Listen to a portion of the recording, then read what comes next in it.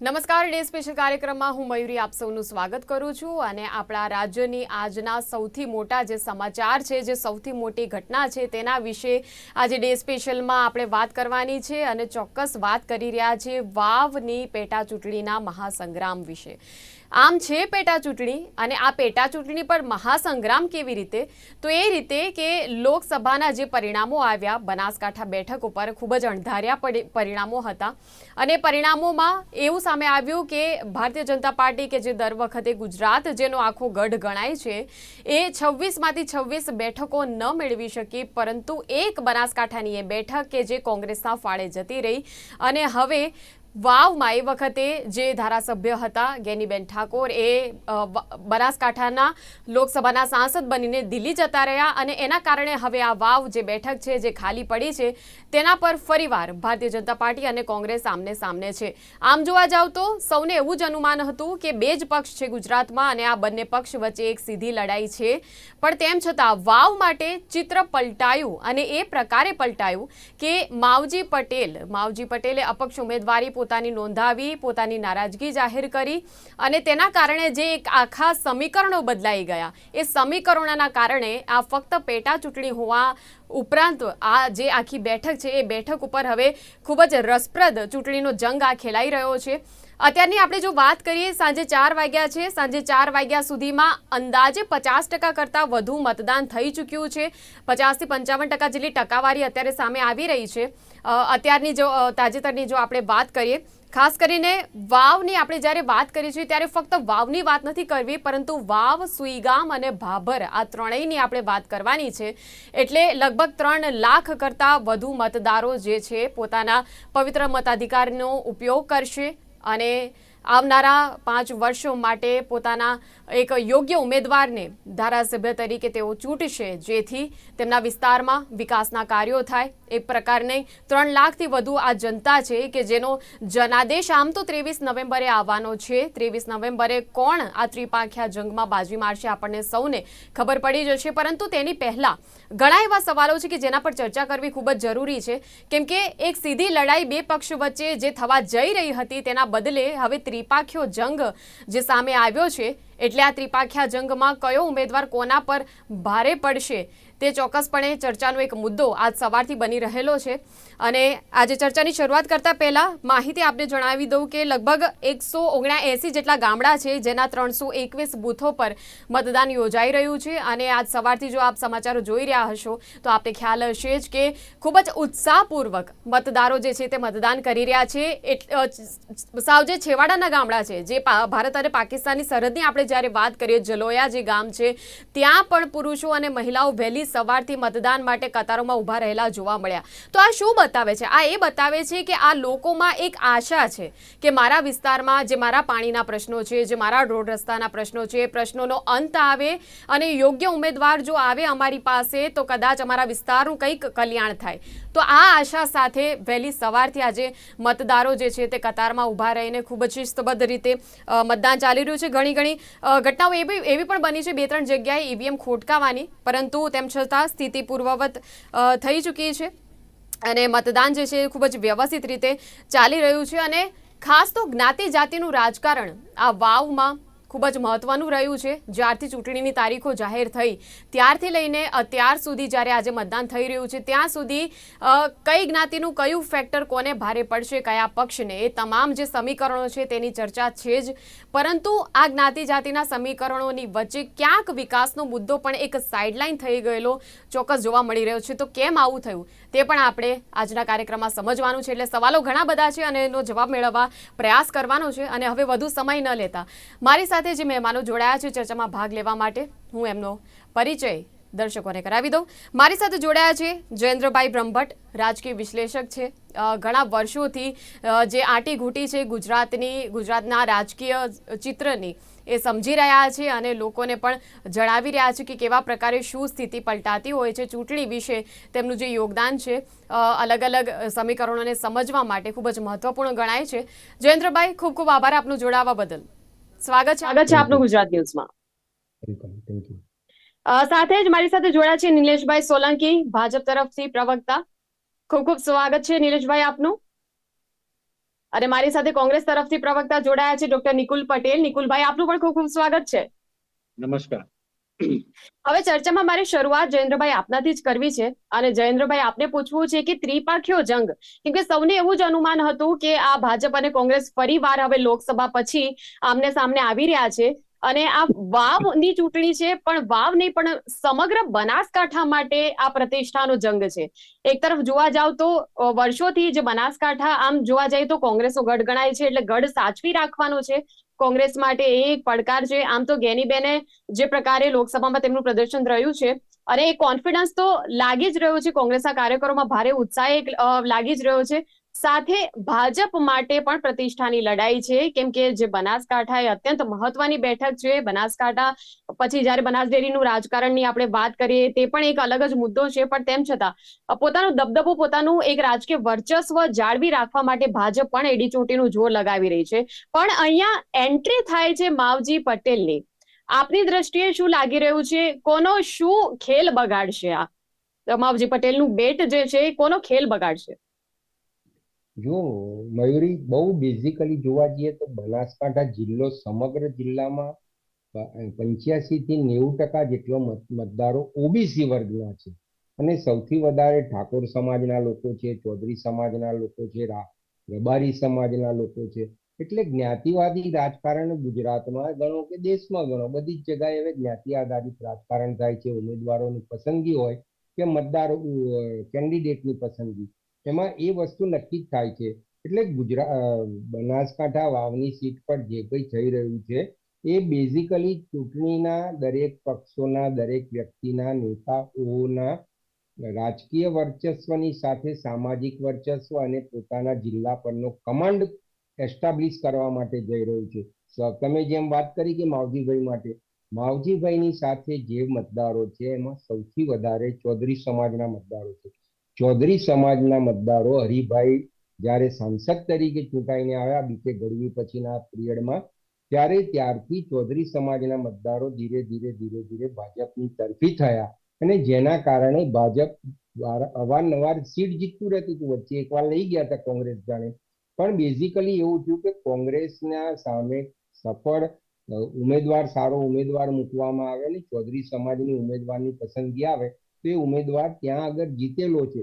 વિધાનસભામાં વિપરીત પરિસ્થિતિ આવે છે લોકસભા કરતી, પણ વાવ વિધાનસભામાં એવું થયું છે કે માવજીભાઈને આવવાથી જે ચૌધરી સમાજના મતદારો કમિટેડ ટુ બીજેપી ગણાતા હતા, એ મતદારોમાંથી માવજીભાઈ ઘણા બધા ભાગના હિસ્સા મેળવી શકે છે. કેમ કે મેં તો જોયેલું છે વર્ષોથી 1975-80 ના પીરિયડ પછી શરૂ થયેલું ગુજરાતમાં દરેક જગ્યાએ જ્ઞાતિવાદી રાજકારણ હતું અને એ જ જ્ઞાતિવાદી રાજકારણનું ભાજપે જ્યારે અમલ કર્યો, પાટીદાર સમાજના લોકોને જ્યારે રાજકીય રીતે એક્ટિવ કરી, પ્રાયોરિટી આપીને જ્યારે ઉમેદવારો બનાવ્યા, ત્યાર પછી ધીરે ધીરે એમની ક્રમશઃ સીટ વધતી ગઈ અને ત્યાર પછી સત્તા કન્ટિન્યુઅસ થતી ગઈ. એવી જ રીતે માવજીભાઈની સાથે ચૌધરી સમાજના જે બી વોટર્સ છે એ વોટર્સોના પૂરેપૂરા વોટિંગ જો એમની ફેવરમાં થાય, એમને જે ફોલો કરનારા લોકો છે એમની આઈડિયોલોજી સાથે એમને જે મુદ્દો છે એમનો વ્યક્તિગત થોડો વિરોધનો બી મુદ્દો છે. ભાજપની કેટલીક આંતરિક રાજકારણ એવું હતું કે ત્યાં આગળ દરેક વ્યક્તિ, કેટલાક નેતાઓ પોતાની સત્તા મહાસત્તા તરીકે ચલાવવા માંગતા હતા અને ઘણા બધા વ્યક્તિઓને, ધારાસભ્યોને, સંગઠનના લોકોને આ બધું વસ્તુ પસંદ નથી. સામે પક્ષે એવું હતું કે રાજકારણમાં હોય કે જાહેર જીવન હોય, એક વાત નક્કી છે, તમારી જોડે સંખ્યા બળ પર જ તમને બહુમતીના જોડે તમને કંઈક સત્તા મળે છે.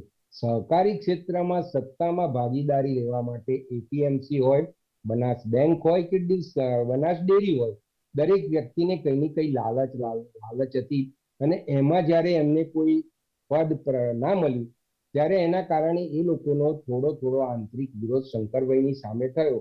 શંકરભાઈ વન મેન શો તરીકે જ્યારે ધારાસભ્યમાંથી, મંત્રીમાંથી સહકારી સંસ્થાઓ બનાસકાંઠાની કબજે કરી, એના કારણે એમને દરેક સંસ્થામાં પોતે નહીં તો પોતાના અંગત વિશ્વાસોને સિલેક્ટ કર્યા ને એમાં પણ છેલ્લે જ્યારે રેખાબેનને બનાસકાંઠાની સીટ પર લોકસભાના કેન્ડિડેટ તરીકે સિલેક્ટ કર્યા, ત્યારે બધાને ખબર હતી કે રેખાબેનના હિતેશભાઈ, રેખાબેન બધા પારિવારિક રીતે શંકરભાઈની ખૂબ નજીક છે અને જેના કારણે ભાજપના ધારાસભ્યો, પૂર્વ ધારાસભ્યો, સંગઠનના મહત્વાકાંક્ષી નેતાઓએ ભાજપના વિરુદ્ધ લોકસભામાં કામ કર્યું, જેનો એડવાન્ટેજ ગેનીબેનને મળ્યો. નો ડાઉટ ઠાકોર સમાજના મતદારોએ સંગઠિત થઈને જ્યારે જ્ઞાતિવાદી રાજકારણનું નામ ચાલતું હોય ત્યારે ઠાકોર સમાજના મતદારોએ ગેનીબેનની તરફેણમાં વોટિંગ કર્યું. એમાં ભાજપના ઘણા બધા કમિટેડ વોટર્સો બી ગેનીબેનને વોટિંગ કર્યું. કેમ કે સત્તા હવે રાજકારણ બી જ્ઞાતિ બેઝ પર આધારિત થઈ ગયું છે અને એના કારણે ગેનીબેનનો વિજય છે. ગેનીબેનના વિજય થયા પછી જે પરિસ્થિતિ સર્જાઈ કે ઉત્તર ગુજરાતમાં મોટા ભાગની જે સંખ્યા ઓબીસીની છે એમાં પણ ઠાકોર સમાજનું ખૂબ મોટું કદ્દાવર તાકાતવાર જ્ઞાતિ છે. એ સમાજના નેતા તરીકે ગેનીબેન ધીરે ધીરે એસ્ટાબ્લિશ થઈ રહેલા. એમને પાટણ ગણો કે બનાસકાંઠા છોડીને પાટણ, મહેસાણા કે એ જિલ્લામાં પોતાના નેતાગીરીને એસ્ટાબ્લિશ કરવા માટે સંમેલનો બી ભર્યા છે, એક્ટિવલી કામ કર્યું છે. એના કારણે ગેનીબેનના માટે જ્યારે એમની સીટ ખાલી કરી હોય ત્યારે એ સીટમાં જીતાડી લાવવા માટે અસ્તિત્વનો સવાલ આવે છે. બીજી બાજુ એવું છે કે ગુલાબસિંહ પોતે પોલિટિકલ પરિવારમાંથી આવે છે, રાજકીય વારસો બી એમને મળ્યો છે. પણ આ બંનેની ભાજપ અને કોંગ્રેસની લડાઈમાં જ્યારે માવજીભાઈનું આગમન થયું થડ, અને ઘણા એવું માનતા હતા, હું પણ એવું માનતો હતો અને મેં આપણી ચેનલમાં બી કીધેલું કે કદાચ રાજકારણમાં એવરીથિંગ ઇઝ પોસિબલ છે. કાલે માવજીભાઈ ઉમેદવારી પત્ર પાછું ખેંચી લે, ફોર્મ ભરવાની છેલ્લી તારીખે જ્યારે એક લાઈવ ડિબેટમાં હતા તો એમને ના ખેંચ્યું. ધેટ મીન્સ કે એમને પણ એકવાર અહમનો મુદ્દો બનાવી દીધો અને એના કારણે ઘણા બધા સ્ટેટમેન્ટ એવા કર્યા કે જે ભાજપને નુકસાન કરે એવા. બીજી બાજુ ભાજપને એક એડવાન્ટેજ એ મળે છે કે આ બધા જ પરિબળો માઇનસ હોવા છતાં એમની જોડે સંગઠન અને સહકાર બંને પર મજબૂત પકડ ધરાવે છે. અને એના જ કારણે જો ભાજપનું કાર્યકર્તા મન દઈને કામ કરે, બધા કામ નથી કરતા એ બહુ જગ જાહેર વાત છે. બધા ભાજપના નેતાઓ બી ત્યાંના જાણે છે, પ્રદેશના નેતા પણ જાણે છે. પણ જો કામ મન દઈને કામ કરે તો મને એવું લાગે છે કે માર્જિનલ જે વોટિંગ થશે એમાં જીતની બહુ મોટી લંબાઈ નહીં રહે, બહુ મોટી સંખ્યા નહીં રહે અને બહુ જ નેક ટુ નેક 1-2 રાઉન્ડમાં આગળ પાછળ બી થાય અને રિઝલ્ટ આવે. કેમ કે હજુ 55% મતદાન છે થયેલું, તમે જેમ જણાવ્યું. હવે પશુપાલનના વ્યવસાય આધારિત બનાસકાંઠા જિલ્લો છે ત્યારે સાંજ પડે દૂધ ભરાવાની જે કામગીરી બહેનોને કરવાની હોય છે, ત્યાંથી મંડળીમાં મોકલવાની કામગીરી કરવાની હોય છે. આ બધી બિલકુલ, એટલે કામગીરીમાં જયેન્દ્રભાઈ, એટલે ચોક્કસ, એટલે આપણે જે સમીકરણો જે સામે આવી રહ્યા છે એમાં ચોક્કસ આપણને કોઈ એવો પક્ષ તો છે જ કે જેને માવજી પટેલ જે છે તે નુકસાન તો કરશે જ. હવે મારે નિલેશભાઈ આપને એ સવાલ પૂછવો છે કે લોકમુખે એવી પણ ચર્ચા છે ક્યાંક કે અહીંયા કેમ કે ગુલાબસિંહે પણ આ પ્રકારનું નિવેદન આપ્યું હતું. ગુલાબસિંહે એવું કહ્યું કે મારે તો અપક્ષ સાથે લડવાનું છે, મારે ભાજપ સાથે નથી લડવાનું, એવું તેમણે નિવેદન આપ્યું હતું. અરે બીજું, લોકમુખે એવી પણ ચર્ચા છે કે ક્યાંક કેમ કે ઠાકોરના મત મેળવવા માટે ઠાકોર ઉમેદવારને મેદાનમાં ઉતારવો જરૂરી હતો, એટલા માટે સ્વરૂપજી ઠાકોર મેદાનમાં છે. પણ માવજી પટેલને પણ કદાચ એવું ચોક્કસ બની શકે કે હાઈકમાન્ડ દ્વારા જો સૂચના આપવામાં આવી હોય કે તમે પણ તમારે ભલે નારાજગી હોય એ પ્રકારે તમે વર્તન કરજો, અને એ પ્રકારે કે ચૌધરી સમાજનું પ્રતિનિધિત્વ એમનાથી વધારે સારું તો બીજું કોઈ કરી શકે નહીં માવજીભાઈ દ્વારા. એટલે એક તરફ એ ચૌધરી સમાજના મતો પણ અંકિત થાય અને બીજી તરફ ઠાકોર સમાજ પણ ભાજપ તરફી આવી જાય. શું આ દાવા સાચા પડી શકે? કેટલું તથ્ય લાગી રહ્યું છે? જી બેન, નમસ્કાર ગુજરાતની જનતાને. તમારા 2 થી 3 પ્રશ્ન જો હું એક જ જવાબ આપી દઉં એમાં કે ગુલાબસિંહ પોતે કોંગ્રેસના ઉમેદવાર જો લડાઈ લડવા જ ના માંગતા હોય, બેન અપક્ષ જોડે કઈ રીતે લડાઈ હોય? 150 વર્ષ જૂની પાર્ટી અપક્ષ લડવા માટે બનાવેલી હશે તો બેન એ એમના કક્ષાની એમને નિવેદન કહેવાય. અને એટલે એટલે આ જ એમનો માટે કોન્ફિડન્સ બતાવે છે કે ભાજપ જેવા પક્ષને તેમણે ઇગ્નોર કરી દીધું. હું એટલા જ માટે કહી રહ્યો છું કે ભારતીય જનતા પાર્ટી માટે લડવા તૈયાર જ નથી અને એમને ખબર જ છે કે ભાઈ અપક્ષ કેટલા વોટ લઈ જશે. અપક્ષ જીતવાના નથી, આપણને બધાને ખબર છે કે અપક્ષ એટલા વોટ લેવાના નથી કે 80,000 થી તમારે ક્રોસ કરવું પડે. મિનિમમ 50,000 વોટ જો માવજીભાઈ પટેલ લઈ જાય છે તો એમની જીત આગળ વધશે. પણ એવું શક્ય જ નથી બેન કે 50,000 તમારે ક્રોસ કરી પછી તમારે એની પર એ પ્રોફિટ લેવાનો હોય કે આટલા વોટ અંકે કર્યા પછી તમે આગળ વધી શકો, એ શક્ય જ નથી. બીજી વસ્તુ કે જ્યારે તમે કહી રહ્યા છો કે ભાઈ આ રીતનું, તો ભારતીય જનતા પાર્ટીના એ કાર્યકર્તા હતા અને અમારી શિસ્ત સમિતિએ અમારા પ્રદેશ અધ્યક્ષ CR પાટીલ સાહેબના નેતૃત્વમાં કેડર બેઝ પાર્ટી છે કે અમારા પક્ષ વિરોધી કોઈ પણ આવા વૃત્તિમાં જોડાય છે કે એ પાર્ટીની વિચારધારાથી દૂર જાય છે તો એમને સસ્પેન્ડ કરવામાં આવે છે. તો સસ્પેન્ડ હા, પણ એ કરવામાં એનો સસ્પેન્શનનો મતલબ એવો નિર્ણય થયો. ક્યારે લીધો? નિલેશભાઈ, સસ્પેન્શનનો નિર્ણય ત્યારે લેવામાં આવ્યો જ્યારે માંડ 72 કલાક ચૂંટણીના બાકી હતા. પણ જ્યારે એમણે ફોર્મ પરત ખેંચવાની ના પાડી, ખૂબ જ મનામણા તેમને કરવામાં આવ્યા, તેમ છતાં માન્યા નહીં અને પોતાની જીત પકડીને બેસી રહ્યા, ત્યારે તરત જ સસ્પેન્ડ ના કર્યા? બેન, ભારતીય જનતા પાર્ટીના જે શીર્ષ નેતૃત્વ છે એને ખ્યાલ છે કે ભાઈ ભારતીય જનતા પાર્ટીના ઉમેદવાર સ્વરૂપસિંહ ઠાકોરજી છે, એ સિવાય પછી કોઈ પણ વ્યક્તિ અપક્ષ ફોર્મ ભરે કે ના ભરે, એ પછી પાર્ટીનો નિર્ણય એ યથાવત હોય છે કે ભાઈ આ વ્યક્તિને સસ્પેન્ડ કરવો કે નહીં કરવો. એ ઉપરથી અમારે હાઈકમાન્ડમાંથી ઓર્ડર આવે કે ભાઈ આ પક્ષ વિરોધી ગતિવિધિઓ સાથે છે તો એને સસ્પેન્ડ કરે. એમની સાથે બીજા 4 વ્યક્તિઓને સસ્પેન્ડ કર્યા. બીજું હું શું આપને કહું કે હમણાં જ એક વિડીયો વાયરલ થયો છે, જે ઓથેન્ટિક છે કે નહીં ખ્યાલ નહીં, પણ મેં ઘણી બધી મોટી ચેનલોના વિડીયો જોયા કે પોતે ગેનીબેન વોટર કહી રહ્યા છે, મારી અંડરલાઈન લે છે કે વોટર કહી રહ્યા છે કે ગેનીબેન એવું કહે છે કે ભારતીય જનતા પાર્ટીને વોટ આપજો. હવે વિડીયો કેટલો સાચો છે તે ચેનલો નક્કી કરશે, પણ હું આપને કહું છું કે આ અમારી જીત પાકી છે. અમારો ઉમેદવાર ભારતીય જનતા પાર્ટીનો ગાંધીનગર પહોંચશે વાવથી. બીજી વસ્તુ કે ત્યાં વિકાસની રાજનીતિ જે થવી જોઈએ, અમે વિકાસથી પ્રેરાયેલી પાર્ટી છે કે અમે ત્યાંની પાણીની સમસ્યા હોય તો પાણી અમે ત્યાં લાવી શકીએ. 7-8 વર્ષથી ત્યાંની જનતા જે છેતરાઈ ગઈ છે કોંગ્રેસના શાસનમાં, એ છેતરાવાનો અનુભવ કરી રહી છે. એટલા જ માટે એમને ખ્યાલ આવ્યો. ત્યાં નડાબેટ જેવા બહુ જ મોટા ટુરિઝમને ડેવલપ કર્યો કે ત્યાં અવારનવાર ઘણી બધી ઇવેન્ટો થઈ રહી છે, ત્યાં પ્રોત્સાહન વધી રહ્યું છે, ત્યાં બોર્ડર જે આપણી સીમા કહેવાય કે ભાઈ ત્યાંથી આગળ પાકિસ્તાનની સરહદ ચાલુ થાય છે, તો ત્યાંના આજુબાજુના ઘણા મોટા જિલ્લાઓને રોજગારી મળે છે. ત્યાં હેલ્થ અમે એક સારું આપી શકીએ છીએ. તો વાવની જનતા સાથે 8 વર્ષથી અન્યાય થઈ રહ્યો છે બે, અને એટલા જ માટે એ લોકોએ વાવની જનતાએ સંકલ્પ લીધો કે હવે ભારતીય જનતા પાર્ટીનું કમળનું વોટ જે બટન દબાવવું છે અને વોટ આપવો છે, ને એટલા જ માટે આ મધ્ય પ્રવાહમાં આવે. ગેનીબેન ત્યાં ઠીક છે. ધારાસભ્ય હતા. નિકુલભાઈનું રિએક્શન જાણી લે. નિકુલભાઈ, શું કેવું છે આક્ષેપો જે નિલેશભાઈ કરી રહ્યા છે? ગેનીબેન મને 10 આ કામ બતાવી શકે, ગણતરી કરાવી શકે કોંગ્રેસના પ્રવક્તા કે ત્યાં જનહિત માટે કામ કર્યા હોય ને એના માટે વોટ આપવા માટે કદાચ એ આકર્ષાઈ શકે. જી, 2007 થી 2017 સુધી ભારતીય જનતા પાર્ટીનું પ્રતિનિધિત્વ કરતા હોય એવા ધારાસભ્ય શ્રીઓ વાવ વિધાનસભામાં કામગીરી કરતા હતા એવું આંકડાઓ કહે છે ને એવું સ્પષ્ટ છે. 2017 ની અંદર સમજી લો કે ગેનીબેન 3% માર્જિનથી ભારતીય જનતા પાર્ટીના ઉમેદવારને હરાયા. એનો મતલબ કે 10 વર્ષના જે શાસનમાં ત્યાંના લોકોને કોઈ વિકાસની જે વાતો છે એ કશે દેખાય નહીં, એટલે એમણે નેતૃત્વ પરિવર્તન માટે વોટ કરીને ગેનીબેનને બહુમતીથી જીતાડ્યા. એ જ વસ્તુ આપણે આગળ વધીએ તો 2022 ની અંદર આ જ વોટનો તફાવત જે છે 3% થી વધીને 7% થઈ ગયો. તે 7% મતદારો જે ડિફરન્સ વધ્યો તો એની પાછળનું મૂળભૂત કારણ જોઈએ તો ગેનીબેન જે રીતના ત્યાં પ્રતિનિધિત્વ કરે છે ને ત્યાંના લોકોના પ્રશ્નને વાચા આપે છે, એના લીધે પરસ્પર સહજ તમે જોઈ શકો છો કે વોટ શેરમાં વધારો થયો છે.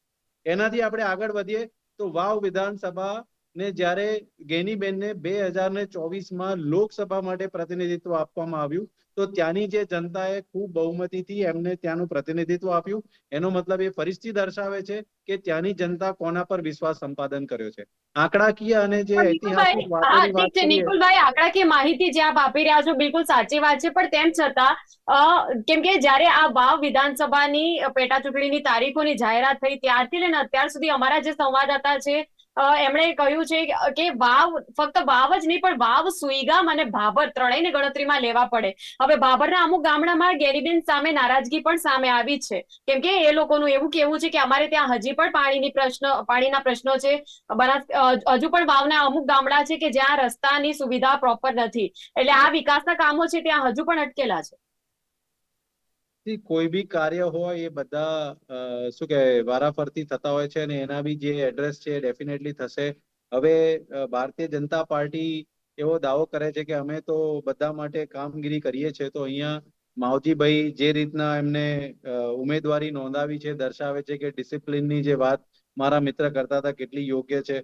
પરંતુ આ બધાની વચ્ચે એટલું જ કહીશ કે એ તો એમનો આંતરિક પ્રશ્ન છે. હું એટલું જ કહીશ કે કોંગ્રેસ દ્વારા જે કોઈ બી ત્યાંના મતદારો દ્વારા પ્રતિનિધિત્વ આપવામાં આવે છે, અમે અમારા તરફથી જે કોઈ બી અમારા જે ઉમેદવાર હોય છે હંમેશા લોકોની વચ્ચે રહી લોકોના પ્રશ્નને વાચા આપતા હોય છે. એના ભાગરૂપે ગેનીબેન જે રીતના ચૂંટણી જીતીને આવ્યા એ પછી વિધાનસભાની હોય કે હવે લોકસભાની હોય, આવનારા દિવસોમાં બી ગેનીબેનના સમર્થનથી અને કોંગ્રેસના સહકારથી અમારા જે બી ઉમેદવાર ત્યાં ચૂંટણી લડી રહ્યા છે એ આવનારા દિવસોમાં વિજય થશે.